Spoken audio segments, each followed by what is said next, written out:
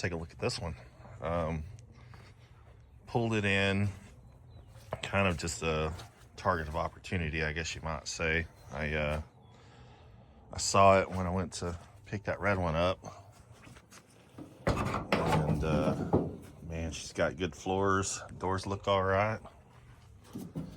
They fit good. It's got a dent. The top right here, over there, we can fix that. Dents are easier to fix than rust. She's kind of already stripped.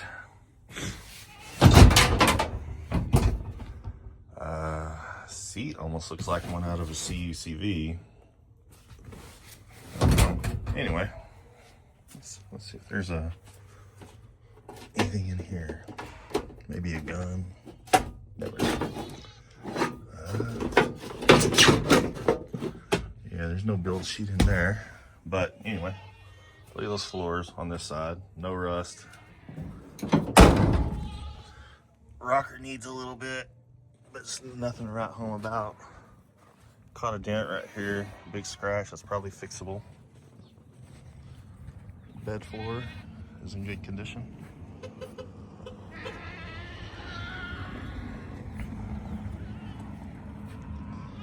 Still, bed's in good condition. Tailgates, it's good.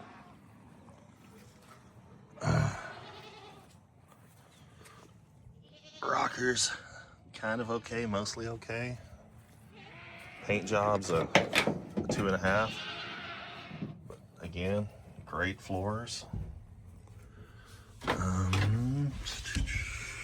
It's been cut for the radio, which is a bummer. That's whatever. Interior, I mean, it's already stripped. Again, you got the dents, not a huge deal. Good doors. Fenders, you got some, who knows what that is. Windshield's toast. Let's pop the hood.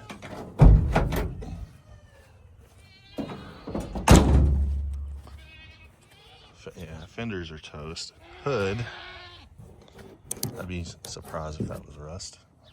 Hood's in good condition. It's got a little dent here and there. Pretty decent under the hood. Not a whole lot to cry about here. Doesn't look like a bunch of fuckery. This thing though, the motor is blown. There's a hole in the oil pan. So, but I have an idea. So let's finish looking at this. I mean, she's a K10. I got has a full set of rallies on it. I had to take one off to get it off the trailer. So I mentioned stripping this truck, and honestly, there's not a lot left to strip. And I think this hood is actually new because it's black on the underside. So maybe a aftermarket hood. But this is just a look at how this one come in. Let me turn it off and go look at something. This motor on the stand. It's out of my 77 and the low back truck. And I'm pretty sure it's a new crate motor because you open it up, man, this thing's fresh inside. But not a new crate motor, but a rebuilt, because it's the original motor for that 77. It's a little 307. Most people probably wouldn't take the time to whatever, but it's the original motor for the truck, and that truck is mostly original and kind of interesting, so we're going to leave it. Plus, it's a good motor. But that's not what we're going to use. What we're going to use is been over there under some stuff for a couple years now. All right, so here's my plan. A couple years back, I stripped a C10. What had happened with it was he dropped it off at a shop, and I guess while it was there, he dropped it off at the shop to get a freeze plug replaced that was under the motor mount, like we did on that dumpster fire.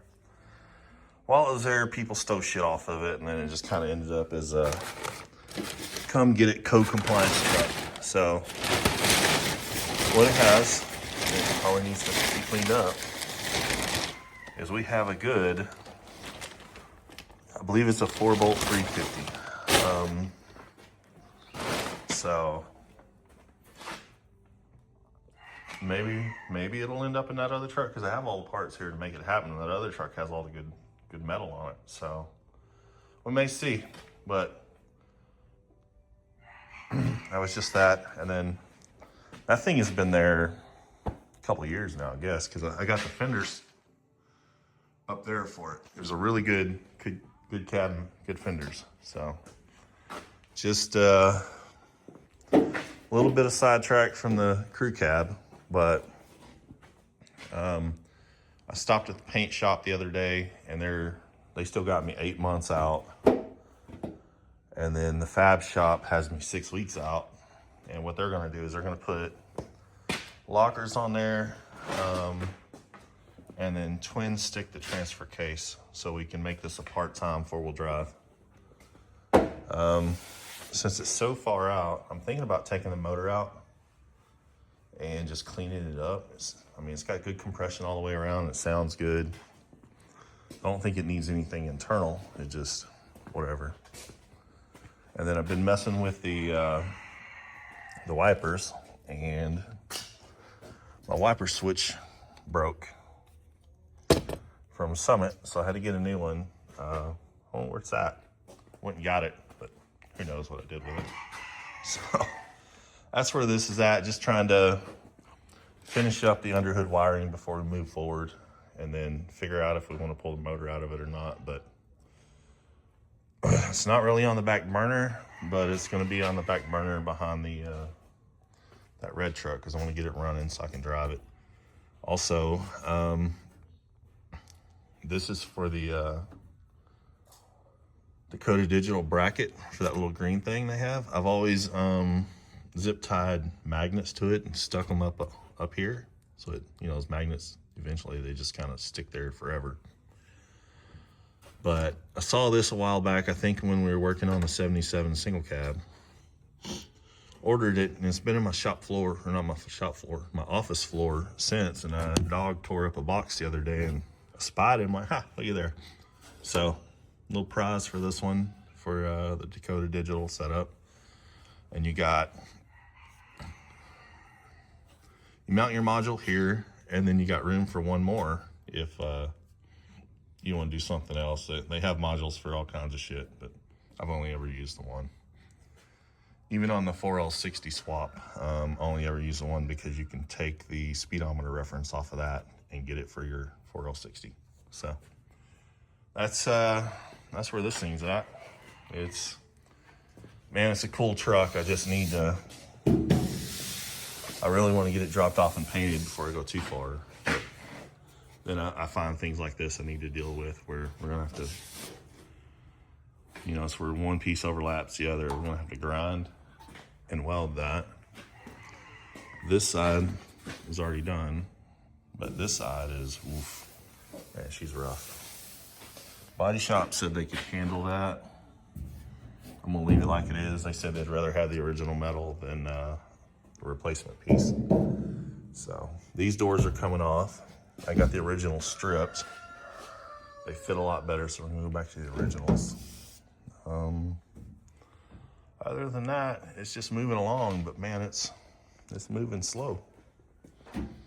So thanks for checking it out.